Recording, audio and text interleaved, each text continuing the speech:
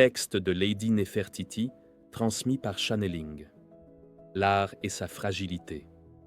Par le moyen qui m'est donné, je vous laisse un message dans lequel je vais essayer de m'exprimer pleinement. Le channeling est un art de communication que la majorité des êtres peuvent aborder sans distinction de race ni de condition. La différence se fait au niveau simplement des possibilités de chacun et d'autres moyens de correspondance se sont mis en place en cas de défaillance ou de manque de pratique. À chacun son expression. Et c'est là que j'en viens. À l'une de vos communications qui sont pour vous l'art. C'est certes un moyen de faire passer des messages, c'est certes un moyen d'exulter ce qui vous ronge ou ce qui vous réjouit. En somme, c'est un partage qui vivra une fois le travail achevé. Cette création ne vous appartiendra plus. Elle aura sa vie et tout le monde interprétera comme il l'entend ce que vous avez fait vivre. L'art est un grand mystère qu'il faut éclaircir. Néanmoins, étant artiste moi-même, de nature créative, je peux, avec mon humble expérience, vous affirmer que l'art est vain selon ce qu'il transporte. Lorsqu'un peintre, un sculpteur, un écrivain ne part de rien et fait naître sous sa main une existence sous forme de tableau, sculpture ou livre, ce dernier y met de lui et de ses pensées qui sortent de son imagination bienveillante ou pas. Alors à ce stade, je peux dire que l'objet est engrammé de la pensée de son créateur et la transportera à tout jamais. Quel que soit le cours de sa vie, l'objet transportera ce qui a été mis.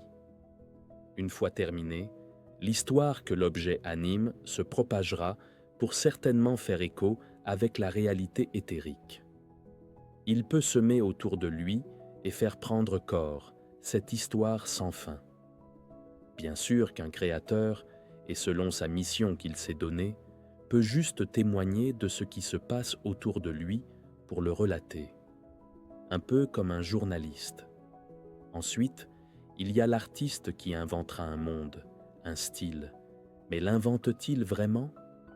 Comment être sûr qu'il ne lui a pas été soufflé?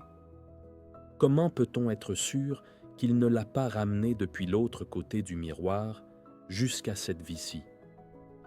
Je reste à peu près sûr que la mission artistique a été mal comprise. Et je reste aussi persuadé que l'art a le pouvoir de polluer à sa façon son environnement, de par la matière utilisée, mais aussi par ce qu'elle représente. Je vous parle actuellement de la forme pensée et de ses dérives. L'art devrait embellir la vie et lui rendre hommage sous toutes ses formes. Cependant, les humains pensent que sans une pointe de noirceur, l'art ne serait pas intéressant, alors que bien au contraire, l'art peut traiter de tout et surtout du positif en toile de fond. Ce qui n'exclut pas de temps en temps les soucis. Mais abordée de façon différente, la vie des artistes serait plus sereine. Prenez l'exemple d'un acteur ou d'un narrateur. Combien de vies abordera-t-il dans une seule vie? Vous appelez cela jouer. Oui, vous avez raison. C'est jouer avec le feu vu l'état actuel de vos histoires, sur lesquelles vous vous appuyez pour faire naître le spectacle. Pour peu que vous soyez un créateur consciencieux et que vous vous identifiez à votre personnage. Et vous voilà avec un égrégore de plus sur le dos, plus des blessures qui ne vous appartiennent pas. L'art peut être un soin pour certains, mais là encore, je doute qu'il reconstruise la personne.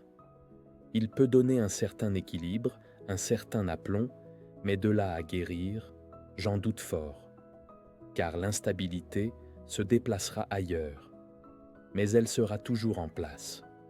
L'art ne doit vous demander aucun effort. Il doit vous apporter juste l'équilibre parfait entre vous et vous.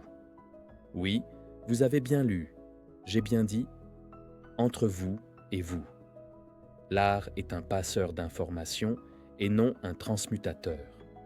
Il en est de même pour l'art dit sacré. C'est celui qui se rapproche plus de ma vision de l'affaire, encore que la documentation reste incomplète.